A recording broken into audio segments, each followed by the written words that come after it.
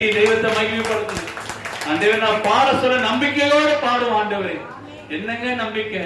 நான் கர்த்தரை ஆராதிக்க சொல்லவே என் பிரச்சனை முடிவு உண்டாகும். சொல்லுங்க, என் போராட்டத்துக்கு ஒரு முடிவு உண்டாகும், என் கண்ணீருக்கு ஒரு முடிவு உண்டாகும், என் வியாதிக்கு ஒரு முடிவு உண்டாகும், என் கடன் பாரத்துக்கு ஒரு முடிவு உண்டாகும், என் குடும்பத்தில் இருக்க எல்லா விதமான நிர்விசாரத்துக்கும் ஒரு முடிவு உண்டாகும். அதுதாங்க நம்பிக்கை. சொல்லுங்க, அதுதாங்க நம்பிக்கை. சொல்ல கையை உயர்த்தி ஆண்டவரே, நான் உண்மை முழு உள்ளத்தோடு ஆராதிக்க வந்திருக்கிறேன் ஆண்டவரே. நான் நம்பிக்கையோடு உண்மை ஆராதிக்க வந்திருக்கிறேன் அப்பா. என் பிரச்சனைகள் நிச்சயமாகவே மாறும். சொல்லுங்க, என் பிரச்சனை நிச்சயமாகவே மாறும். சொல்லுங்க, என் முடிவு உண்டாகும் ஆண்டவரே.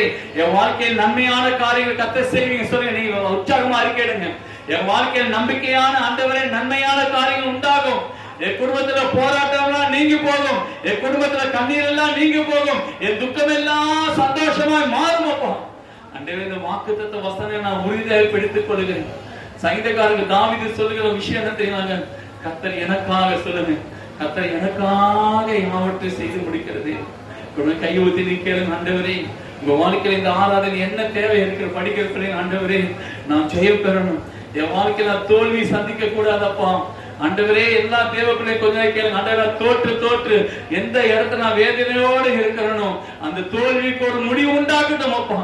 அந்த தோல்விக்கு முடிவு உண்டாகும்.